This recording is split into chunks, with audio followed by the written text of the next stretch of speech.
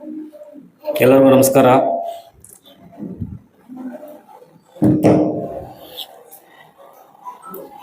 ಈ ಒಂದು ರಾಜ್ಯ ಮಟ್ಟದ ಪತ್ರಕರ್ತರ ಕಾರ್ಯಾಗಾರ ಸ್ಮರಣ ಸಂಚಿಕೆ ಬಿಡುಗಡೆ ಹಾಗೂ ಸಮಾವೇಶ ಸಮಾರೋಪ ಸಮಾರಂಭಕ್ಕೆ ಈ ವೇದಿಕೆ ಮೇಲೆ ಆಸೀನರಾಗಿ ಇದ್ದು ತಮ್ಮದೇ ಆದಂಥ ಕೆಲಸಗಳ ಒಂದು ಪ್ರಯುಕ್ತ ಹೋದಂಥ ಪ್ರತಿಯೊಬ್ಬರಿಗೂ ನನ್ನ ತಲವಾಗಿ ನಮಸ್ಕಾರಗಳನ್ನು ತಿಳಿಸುತ್ತಾ, ಎಲ್ಲ ಹಿರಿಯರೇ ಇದ್ದೀರಿ. ನನಗೂ ಕೂಡ ವಿಶ್ವನಾಥ್ ಸರ್ ಅವರು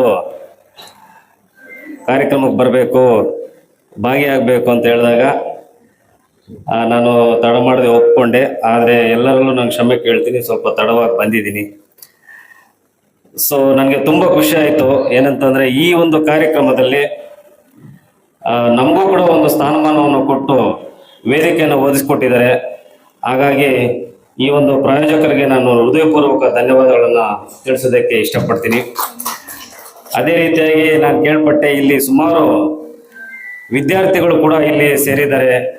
ಈ ಒಂದು ಪತ್ರಿಕಾ ರಂಗವನ್ನು ಅರ್ಥ ಮಾಡ್ಕೊಳ್ಳೋಕ್ಕೋಸ್ಕರ ಮತ್ತು ಇವತ್ತು ಏನು ಕೃತಕ ಬುದ್ಧಿಮತ್ತೆ ಆರ್ಟಿಫಿಷಿಯಲ್ ಇಂಟೆಲಿಜೆನ್ಸ್ ಅಂತ ಏನು ಕರಿತೀವಿ, ಇದನ್ನು ಪತ್ರಿಕೋದ್ಯಮದ ಜೊತೆಗೆ ಯಾವ ರೀತಿ ಬೆರೆಸಬೇಕು, ಪತ್ರಿಕೋದ್ಯಮದಲ್ಲಿ ಆಗ್ತಾ ಇರುವಂಥ ಒಂದು ಫೇಕ್ ನ್ಯೂಸನ್ನು ಹೇಗೆ ನಾವು ಫೈಂಡ್ ಔಟ್ ಮಾಡಬೇಕು ಅನ್ನೋದ್ರ ಬಗ್ಗೆ ಎಲ್ಲ ಕಲೀಲಿಕ್ಕೆ ಹಲವಾರು ವಿದ್ಯಾರ್ಥಿಗಳು ಕೂಡ ಇಲ್ಲಿ ಸೇರಿದ್ದಾರೆ.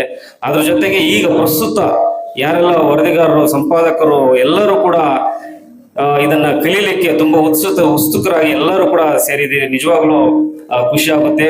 ಈಗಾಗಲೇ ಮೇಡಮ್ ಅವ್ರು ಹೇಳ್ತಾ ಇದ್ರು, ಆರ್ಟಿಫಿಷಿಯಲ್ ಇಂಟೆಲಿಜೆನ್ಸು ಯಾವ ರೀತಿ ಫೇಕ್ ನ್ಯೂಸ್ ಅನ್ನ ಇವತ್ತು ಎಷ್ಟು ಪ್ರಮಾಣದಲ್ಲಿ ನಮ್ಮ ಒಂದು ಡಂಪ್ ಮಾಡ್ತಿದ್ದಾರೆ ಅಂತ ಹೇಳ್ಬಿಟ್ಟು. ಅದು ಡಂಪ್ ಮಾಡ್ತಿರೋದು ಎಲ್ಲ ನಮ್ಮ ಮೈಂಡ್ಗಳ ಮೇಲೆ ಡಂಪ್ ಮಾಡ್ತಿದ್ದಾರೆ.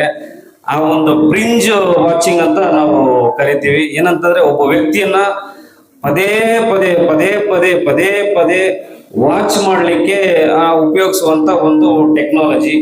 ಆ ಥರ ಒಂದು ಟೆಕ್ನಾಲಜಿ, ಆ ಥರ ಒಂದು ಕಂಟೆಂಟು, ಆ ಥರ ಒಂದು ಡೇಟಾವನ್ನ ನಮ್ಮ ಮೈಂಡ್ಗೆ ಡೈಲಿ ಫೀಡ್ ಮಾಡ್ತಿದ್ದಾರೆ. ಸೊ ಹಾಗಾಗಿ ಇದರಿಂದ ಫೀಡ್ ಮಾಡೋದ್ರಿಂದ ಏನಾಗ್ತದೆ ಅಂದ್ರೆ, ನಾವು ಸೈಕಲಾಜಿಕಲ್ ಆಗಿ ತುಂಬಾ ಎಫೆಕ್ಟ್ ಆಗ್ತಾ ಇದೀವಿ. ನಮ್ಮ ಮಕ್ಕಳ ಮೇಲೆ ಅನೇಕ ದುಷ್ಪರಿಣಾಮಗಳು ಕೂಡ ಇವತ್ತು ಈ ಸೋಷಿಯಲ್ ಮೀಡಿಯಾಗಳಿಂದ ಉಂಟಾಗ್ತಿದೆ. ನಾವೆಲ್ಲ ಓದ್ಬೇಕಾದ್ರೂ ಕೂಡ, ನಾವು ನ್ಯೂಸ್ ಅನ್ನು ಓದ್ಬೇಕಾದ್ರೆ, ವರದಿಯನ್ನ ತಿಳ್ಕೊಬೇಕಾದ್ರೆ, ಸಮಾಜದಲ್ಲಿ ಆಗ್ತಾ ಇರುವಂತಹ ಆಗು ಹೋಗುಗಳನ್ನ ತಿಳ್ಕೊಬೇಕಾದ್ರೆ ನಾವು ಪತ್ರಿಕೆಗಳನ್ನ ಶಿಸ್ತಾಗಿ ಓದ್ತಾ ಇದ್ದೀವಿ. ಇವತ್ತು ಪತ್ರಿಕೆಗಳನ್ನ ಶಿಸ್ತಾಗಿ ಓದುವಂತ ಪೇಷನ್ಸ್ ಇವತ್ತು ಯುವ ಜನರಲ್ಲಿ ಯಾರಲ್ಲೂ ಇಲ್ಲ ಅಂತ ನಾನು ಹೇಳಲಿಕ್ಕೆ ಇಷ್ಟಪಡ್ತೀನಿ. ಅಷ್ಟೊಂದು ಪೇಷನ್ಸ್ ಅನ್ನ ನಾವು ಕಳ್ಕೊಂಡಿದೀವಿ. ಕಾರಣ ಏನಪ್ಪಾ ಅಂತಂದ್ರೆ, ಇದು ಡೇಟಾ ತುಂಬಾ ಡಂಪ್ ಆಗ್ತಾ ಇರೋದ್ರಿಂದ ಯಾವ್ದು ಒರಿಜಿನಲ್, ಯಾವ್ದು ಡೂಪ್ಲಿಕೇಟ್, ಯಾವ್ದು ಕಾನ್ಸಂಟ್ರೇಷನ್ ಕೊಡ್ಬೇಕು, ಯಾವ್ದು ಕೊಡಬಾರ್ದು ಅನ್ನೋದನ್ನೇ ನಾವು ಮರ್ತು ಬಿಟ್ಟಿದೀವಿ. ಹಾಗಾಗಿ ಎಲ್ಲರೂ ಕೂಡ ಒಂದು ಬಲೆಯಲ್ಲಿ ಸಿಕ್ಕಿ ಎಲ್ಲ ಪ್ರಮೋಷನ್ಗಳನ್ನ ನಾವು ಹೆಚ್ಚಾಗಿ ನಾವು ಓದೋದನ್ನ ನಾವು ಕಲ್ತ್ಕೊಂಡಿದೀವಿ. ಇವತ್ತು ರಿಯಲ್ ನ್ಯೂಸ್ ಏನ್ ನಡೀತಾ ಇದೆ ಅದನ್ನ ಮರ್ತೋಗಿ ಬರೀ ಪ್ರಮೋಷನ್ಗಳಿಗೆ ನಾವು ಬಲಿ ಆಗ್ತಾ ಇದೀವಿ ಅಂತ ನಂಗೆ ಅನ್ಸುತ್ತೆ. ಯಾಕಂತಂದ್ರೆ ಮೇಡಮ್ ಅವರು ಕೂಡ ಈಗಾಗಲೇ ತುಂಬಾ ಕ್ಲಿಯರ್ ಆಗಿ ಆ ಒಂದು ಟ್ರೈನಿಂಗ್ ಸೆಷನ್ ಅಲ್ಲಿ ಯಾವ್ದು ಪ್ರಮೋಷನ್, ಯಾವ್ದು ವರದಿ ಅಂತ ಎಲ್ಲರೂ ಕೂಡ ಅಚ್ಚುಕಟ್ಟಾಗಿ ರೀಚ್ ಆಗುವಂತೆ ಎಲ್ಲರೂ ಪ್ರತಿಯೊಬ್ಬರಿಗೂ ಅರ್ಥ ಆಗೋ ರೀತಿಯಲ್ಲಿ ಹೇಳಿದ್ದಾರೆ. ಸೊ ಹಾಗಾಗಿ ನಾನು ಏನ್ ಹೇಳಕ್ ಇಷ್ಟಪಡ್ತೀನಿ ಅಂತಂದ್ರೆ, ಈಗ ಈ ಒಂದು ಪತ್ರಿಕೋದ್ಯಮದಲ್ಲಿ ನಾವು ಹೆಚ್ಚಾಗಿ ಒಂದು ವುಮನ್ ಜರ್ನಲಿಸ್ಟ್ ಅಂತ ನಾವೇನ್ ಕರಿತೀವಿ, ಅವ್ರನ್ನೆಲ್ಲ ಕೂಡ ನಾವು ಎಂಟರ್ಟೈನ್ ಮಾಡಬೇಕು. ನಾವು ಕೂಡ ಈಗ ಪತ್ರಿಕೋದ್ಯಮದಲ್ಲೇ ನೋಡಿದ್ವಿ. ಇವಾಗ ವಿಜಯಲಕ್ಷ್ಮಿ ಶಿಬ್ರೂರ್ ಅಂತ ಒಂದು ಆನ್ಲೈನ್ ನ್ಯೂಸ್ ಅಲ್ಲೇ ನೋಡಿರ್ತೀವಿ, ಎಷ್ಟು ಡೇರ್ ಅಂಡ್ ಡ್ಯಾಶಿಂಗ್ ಆಗಿ ಅವ್ರ ನ್ಯೂಸ್ ಮಾಡ್ತಾರೆ. ಸೊ ಆ ಥರ ಹಲವಾರು ಪತ್ರಕರ್ತರು ನಾವು ಅವಕಾಶ ಕೊಟ್ಟಾಗ, ವುಮನ್ ಜರ್ನಲಿಸ್ಟ್ಗೆ ಅವಕಾಶ ಕೊಟ್ಟಾಗ ಅವರು ಟ್ರಾನ್ಸ್ಪರೆಂಟ್ ಆಗಿ ಸಮಾಜದಲ್ಲಿ ನಡೀತಾ ಇರುವಂತ ಒಂದು ನ್ಯೂಸ್ ಅನ್ನ, ಸಮಾಜದಲ್ಲಿ ಬೇಕಾಗಿರುವಂತ ಒಂದು ನ್ಯಾಯವನ್ನ ಓದಿಸ್ಕೊಡೋ ನಿಟ್ಟಿನಲ್ಲಿ ಕೆಲಸ ಮಾಡ್ತಾರೆ ಅಂತ ನನ್ಗೆ ಅನ್ಸುತ್ತೆ. ಯಾಕಂತಂದ್ರೆ ನಿಜವಾದ ಒಂದು ಸ್ಫೂರ್ತಿ ಅವರಲ್ಲಿ ಇದೆ ಅಂತ ನಾನು ಭಾವಿಸ್ತೀನಿ. ಹಾಗಾಗಿ ಹೆಣ್ಣು ಮಕ್ಕಳಿಗೆ ಹೆಚ್ಚಾಗಿ ಜರ್ನಲಿಸ್ಟ್ಗಳನ್ನ ಆಗೋದನ್ನ ನಾವು ಅವಕಾಶ ಕೊಟ್ಟಾಗ ಸಮಾಜದ ಒಂದು ಆಗೋಗುಗಳನ್ನ ಅಥವಾ ಅನ್ಯಾಯಗಳನ್ನ ತಡೆಯೋ ನಿಟ್ಟಿನಲ್ಲಿ ಹೆಚ್ಚಾಗಿ ಕೆಲಸ ಮಾಡ್ತಾರೆ, ಶ್ರದ್ಧೆಯಿಂದ ಕೆಲಸ ಮಾಡ್ತಾರೆ. ತುಂಬಾ ಕಮರ್ಷಿಯಲ್ ಅಂತೂ ಆಗೋದಿಲ್ಲ. ಹಾಗಾಗಿ ಅಷ್ಟು ಅಚ್ಚುಕಟ್ಟಾಗಿ ಕೆಲಸ ಮಾಡ್ತಾರೆ ಅಂತ ನಾವೆಲ್ಲ ಕೂಡ ಭಾವಿಸ್ಬೇಕಾಗುತ್ತೆ. ಈಗ ಏನಾಗ್ತಿದೆ ಅಂತಂದ್ರೆ, ತಾವೆಲ್ಲ ಕೂಡ ಆಲೋಚನೆ ಮಾಡ್ದಂಗೆ ಒಂದು ಫೇವರಿಸಂ ಅನ್ನೋ ಒಂದು ಕಾಂಟೆಕ್ಸ್ಟ್ ಅಲ್ಲಿ ನಾವೆಲ್ಲ ಕೂಡ ಕೆಲಸ ಮಾಡ್ತಾ ಇದ್ವಿ.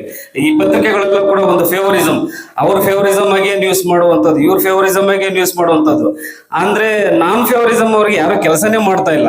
ಸೊ ಹಂಗಾಗಿ ಈಗ ಬ್ಯಾಲೆನ್ಸ್ಡ್ ಆಗಿ ಕೆಲಸ ಮಾಡೋಗೆ ಮಾಡಕ್ ಆಗ್ತಾ ಇಲ್ಲ. ಯಾವಾಗ ಮಾಡೋದು ನಾವು ಅದನ್ನೆಲ್ಲ?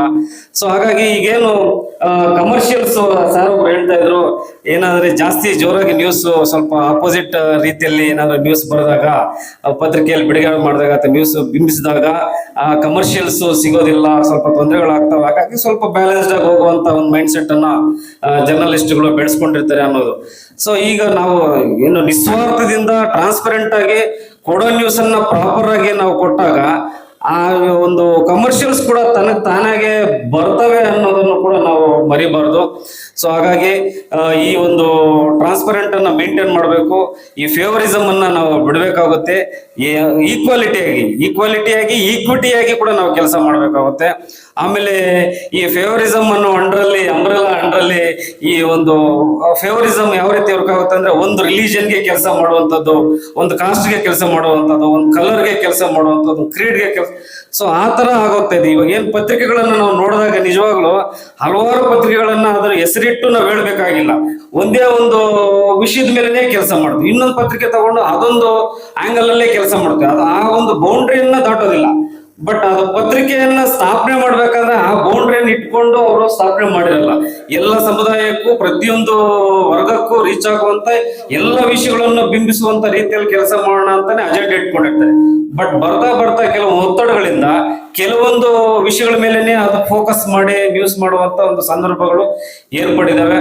ಸೊ ಹಾಗಾಗಿ ಎಲ್ಲ ನಾನು ನಮ್ಮ ಜರ್ನಲಿಸ್ಟ್ ಬಂಧುಗಳಲ್ಲಿ ನಾನು ಏನ್ ರಿಕ್ವೆಸ್ಟ್ ಮಾಡ್ತೀನಿ ಅಂತಂದ್ರೆ, ತಾವೆಲ್ಲ ಕೂಡ ನಿಸ್ವಾರ್ಥ ಸೇವೆಯಿಂದ ಸಮಾಜದಲ್ಲಿ ಇರುವಂತಹ ಆಗುವಗಳ ಬಗ್ಗೆ ತಾವೆಲ್ಲ ಕೆಲಸ ಮಾಡಿದ್ದಾದ್ರೆ ನಾವು ಅದ್ಭುತವಾದಂತ ಒಂದು ರಿಸಲ್ಟ್ ಅನ್ನು ನಾವು ಎಕ್ಸ್ಪೆಕ್ಟ್ ಮಾಡ್ಬೋದು. ಈಗ ಏನಂತಂದ್ರೆ ಸಂವಿಧಾನದಲ್ಲಿ ಹೇಳ್ತಾರೆ, ಅದು 4ನೇ ಅಂಗ ಅಂತ ಹೇಳ್ಬಿಟ್ಟು, 4ನೇ ಅಂಗ ಎಷ್ಟು ಚೆನ್ನಾಗಿ ಕೆಲಸ ಮಾಡಿದ್ರೆ ಮಿಕ್ಕಿದ 3 ಅಂಗಗಳು ಪ್ರಾಪರ್ ಆಗಿ ಕೆಲಸ ಆಗ್ತವೆ, ಅದು ಕಾರ್ಯರೂಪಕ್ಕೆ ಬರ್ತದೆ ಅಂತ ನನ್ಗನ್ಸುತ್ತೆ. ಸೊ ಹಾಗಾಗಿ ತಾವೆಲ್ಲ ಕೂಡ ಏನು ಈಗ ಹಲವಾರು ಗಂಡರೆಲ್ಲ ಕೂಡ ಯಾವ ರೀತಿ ಕೆಲಸ ಮಾಡಬೇಕು, ರೀತಿಯಲ್ಲಿ ಯಾವ ರೀತಿ ತಡಿಬೇಕು, ಕೂಡ ಇನ್ನೂ ಒಂದು ರೀತಿಯಲ್ಲಿ ಹೇಳ್ಬೇಕಂತಂದ್ರೆ ರೀತಿಯಲ್ಲಿ ಯಾವ ರೀತಿ ಫೇಕ್ ನ್ಯೂಸ್ ಹರಡ್ತಾ ಇದೆಯೋ ಅದೇ ರೀತಿಯಲ್ಲಿ ನ್ಯೂಸ್ ಅಷ್ಟೇ ಅದ್ಭುತವಾಗಿ ಸಪೋರ್ಟಿಂಗ್ ಸಿಸ್ಟಮ್ ಆಗಿದೆ. ಈ ನ್ಯೂಸ್ಗೆ ಯಾವ ರೀತಿ ಜನಕ್ಕೆ ತಲುಪಿಸ್ಬೇಕು ಅನ್ನೋ ನಿಟ್ಟಿನಲ್ಲಿ ಕೂಡ ಒಳ್ಳೆ ರೀತಿಯಲ್ಲಿ ಬಳಸ್ಕೊಂಡಾಗ ಅದೇನಂತಂದ್ರೆ ತುಂಬಾ ಅಟ್ರಾಕ್ಟಿವ್, ಮೈಂಡ್ ರೀಚ್ ಆಗಿ ಕ್ಯಾಚ್ ಆಗುವಂತ ರೀತಿಯಲ್ಲೂ ಕೂಡ ನಾವು ಬಳಸ್ಕೊಂಡು ನ್ಯೂಸ್ ಅನ್ನ ಪ್ರಸಾರ ಮಾಡಬಹುದು, ಸುದ್ದಿ ಮಾಡಬಹುದು ಅಂತ ಆತರ ಅದನ್ನ ಬಳಸ್ಕೊಂಡವ್ರಿಗೆ ಅದು ಮಾತ್ರ ಅದು ಮಹತ್ವ ಗೊತ್ತಿರುತ್ತೆ. ಹಾಗಾಗಿ ನಾವು ಫೇಕ್ ನ್ಯೂಸ್ ಅನ್ನ ಕಂಡುಹಿಡಿಯುವುದರ ಜೊತೆಗೆ ಅದರ ಒಂದು ಸಾಮರ್ಥ್ಯವನ್ನು ಕೂಡ ನಾವು ಹೆಚ್ಚಿಗೆ ಬಳಸ್ಕೊಂಡು ನ್ಯೂಸ್ ಅನ್ನ ಪ್ರಬಲವಾಗಿ ರೀಚ್ ಆಗುವಂತ ಒಂದು ಮಾಧ್ಯಮವಾಗಿ ನಾವು ಬಳಸ್ಕೋಬೇಕು ಅಂತ ಹೇಳ್ತಾ, ಈ ಒಂದು 2 ಮಾತನ್ನ ಮಾತಾಡಲು ಅವಕಾಶ ಕೊಟ್ಟಂತ ಎಲ್ಲ ವೇದಿಕೆ ಮೇಲೆ ಇರುವಂತ ಎಲ್ಲ ಹಿರಿಯರಿಗೂ, ಮತ್ತೆ ವೇದಿಕೆ ಮುಂಭಾಗದಲ್ಲಿರುವಂತ ಎಲ್ಲ ಪತ್ರಕರ್ತರಿಗೂ, ಸಂಪಾದಕರಿಗೂ, ವರದಿಗಾರರಿಗೂ ಎಲ್ಲರಿಗೂ ವಂದಿಸಿ ನನ್ನ ಮಾತನ್ನ ಮುಗಿಸ್ತಾ ಇದ್ದೀನಿ. ಜೈ ಹಿಂದ್, ಜೈ ಕರ್ನಾಟಕ.